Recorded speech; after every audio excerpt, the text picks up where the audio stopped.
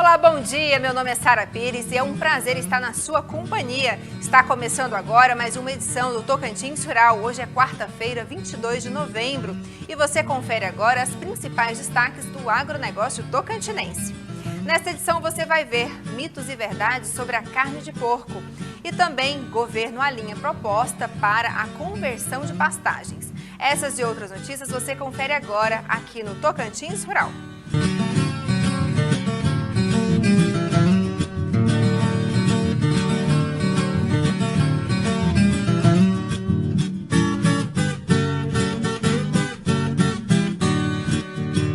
Carne de porco transmite doenças? Atrapalha na cicatrização? Veja agora na reportagem sobre mitos e verdades. A carne suína é incrivelmente deliciosa. No entanto, ela ainda é cercada de diversos mitos sobre a sua procedência, formas de preparo e impacto na saúde de quem a consome. Antigamente, os suínos eram criados em situações precárias de higiene e, além disso, eram alimentados com os restos dos mais diversos tipos de alimentos.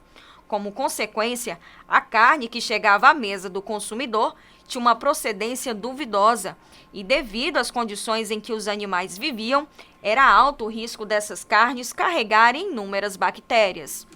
Aí existem muitos mitos que falam, que a carne de suíno ela não é saborosa, não é suculenta, é uma carne que tem sujidades, uma carne que tem tênias, verminoses que vão contaminar o consumidor.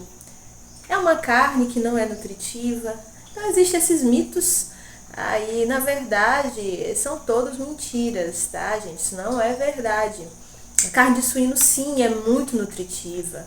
Hoje, os frigoríficos contam com um grande e rigoroso processo produtivo, onde os animais, além de receberem uma dieta rica e equilibrada para cada fase de crescimento, são criados em ambientes controlados e que respeitam as mais exigentes normas sanitárias.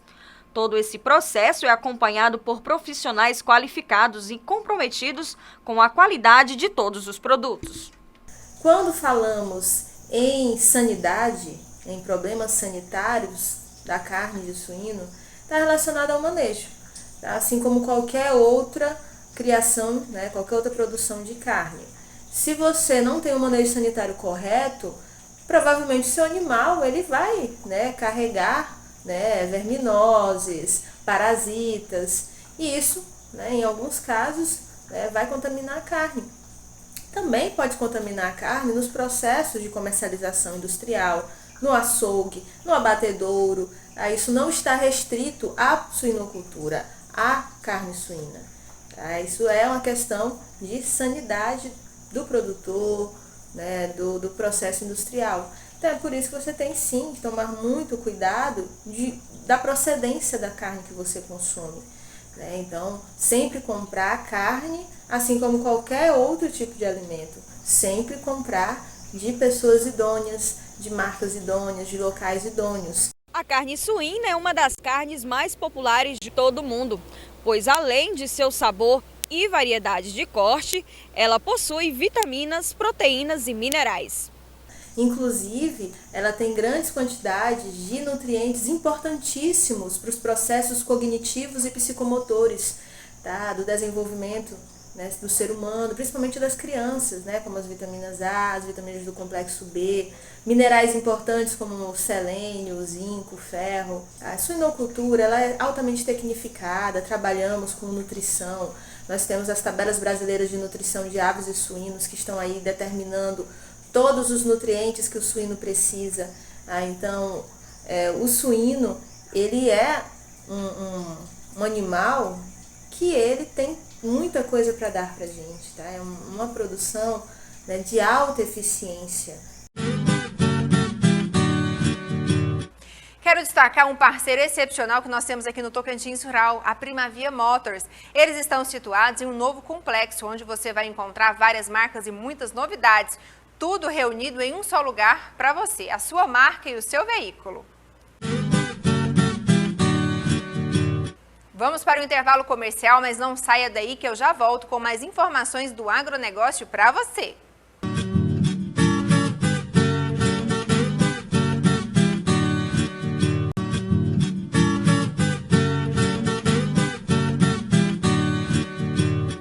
maior programa de produção sustentável de alimentos do mundo foi apresentado no Ministério da Agricultura e Pecuária, que detalhou o programa de conversão de pastagens de baixa produtividade para intensificar a produção de alimentos de forma sustentável.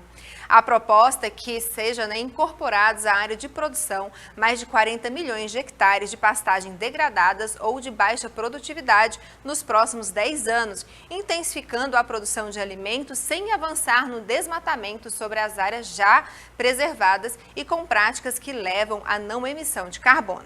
Vamos para o Giro de Notícias, onde você confere as principais notícias do agronegócio. O Naturatins desenvolve a Operação Malha Fina para assegurar a reprodução dos peixes no período da piracema, que começou em 1º de novembro e segue até o dia 28 de fevereiro de 2024. A última operação recolheu um pouco mais de 3.000 metros de redes, 30 anzóis de capturar tartarugas, uma arma e munição calibre 28, uma espingarda com munição de latão, 4 tarrafas e 7 tartarugas, que foram devolvidas para a natureza. Realizada no período de 14 a 20 de novembro, a fiscalização percorreu os municípios de Santa Maria das Barreiras, no Pará, Araguacema, Goianorte e Couto Magalhães, com o objetivo de coibir a caça e a pesca predatória nos rios Araguaia, Caiapó, Bananal e Piranhas. A Junta Orçamentária em Brasília esteve reunida na última terça-feira, 21, para decidir sobre a suplementação de 545 milhões, um pedido do Ministério da Agricultura que visa atender às demandas do seguro rural e financiamento da Embrapa. Os recursos são aguardados pelos produtores rurais, que enfrentam desafios decorrentes do clima e também são essenciais para a Embrapa, uma das principais empresas de pesquisa agrícola do Brasil. O Tocantins vive um momento de otimismo econômico conforme os números do Produto Interno Bruto Estadual, apresentados em reunião na última sexta-feira.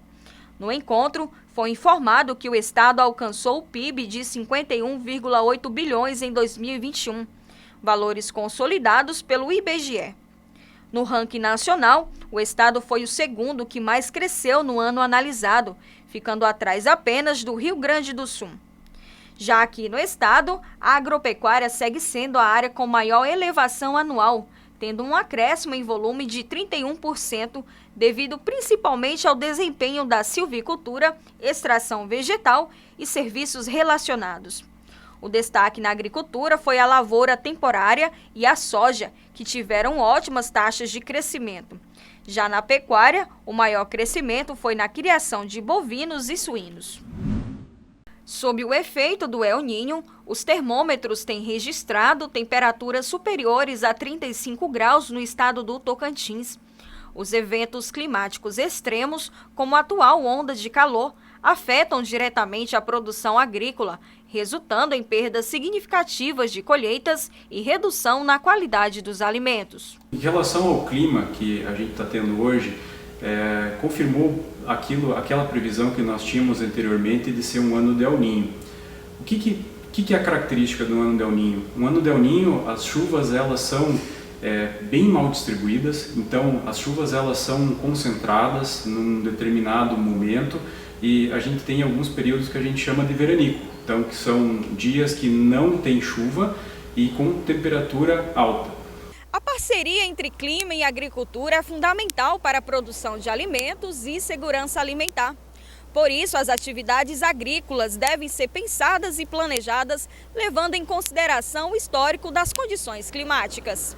O que isso vem acarretando dentro das propriedades? Primeiro, no primeiro ponto que a gente teve um atraso em relação ao histórico. Então, normalmente nesta época do ano, nós deveríamos estar com uns 80% da área plantada. Em termos dos cooperados da Frisia, nós estamos com aproximadamente 47%.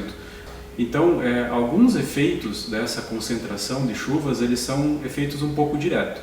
Com o atraso do plantio que nós tivemos uma restrição na janela de safrinha. Então, aquelas primeiras áreas que normalmente os cooperados plantam, que utilizam para fazer milho safrinha, elas vão ser menos áreas disponíveis esse ano. E por outro lado, também um efeito direto que a gente teve foi em relação a replantio. Então, algumas áreas que, por as chuvas elas serem isoladas, algumas áreas elas não tiveram a mesma precipitação do que as outras. Então, em torno de 5% da área que foi plantada hoje da cooperativa Frisia no estado do Tocantins, elas tiveram que ser replantadas porque não teve uma condição de germinação e emergência conforme o padrão técnico ele determina para se ter uma boa produtividade. É essencial que os agricultores estejam preparados para enfrentar as mudanças climáticas e adotem práticas sustentáveis, inovadoras e tecnológicas. Em termos de safra, a gente vai precisar entender literalmente o que vai ser a chuva a partir de agora, nessas áreas que elas já emergiram, onde as lavouras elas já estão num estágio um pouquinho maior, algumas áreas já entrando em florescimento. A gente vai precisar entender como que essas áreas elas vão se comportar a partir de agora. O que eu acredito? Eu acredito que com o manejo que vem sendo adotado em termos de fertilidade, cobertura de solo, acredito que essas produtividades elas podem se manter em patamares parecidos ao que foram alguns anos atrás. Provavelmente elas não vão atingir o mesmo nível de produtividade de anos bons, mas eu acredito que com as áreas onde esses manejos eles estão bem feitos, a produtividade ela vai ser compensatória ainda pode ter um ano que seja um ano positivo para os agricultores. Os agricultores tocantinenses têm enfrentado dias desafiadores com o fenômeno aqui no estado e precisam se adaptar para não ter prejuízos. Num ano desafiador como esse daí, os produtores que eles estiverem melhor organizados, eles vão conseguir se sair melhor. Mas é uma coisa inerente à nossa atividade de agricultura. A gente depende de uma condição de clima que seja favorável para que a gente possa produzir. E nós acreditamos que esse contexto geral nós vamos entender, infelizmente, depois que a gente tiver essa condição lá no momento da colheita. Nós acreditamos que é bastante importante focar nas culturas que elas são rentáveis para o produtor e também focar em alternativas de mercado que façam com que o produtor tenha uma rentabilidade pelo menos parecida com alguns anos que são melhores produtivos, por assim dizer. Os produtores ainda devem continuar os cuidados com o clima, pois, de acordo com o meteorologista José Luiz Cabral, as chuvas ainda devem se apresentar de forma reduzida no estado. E quando da atuação do El Niño, é esperado que as chuvas sejam reduzidas na nossa região. E é o que está acontecendo. Então, se deu o início do nosso período chuvoso no Tocantins e as chuvas são insuficientes. As chuvas continuam irregulares, mal distribuídas.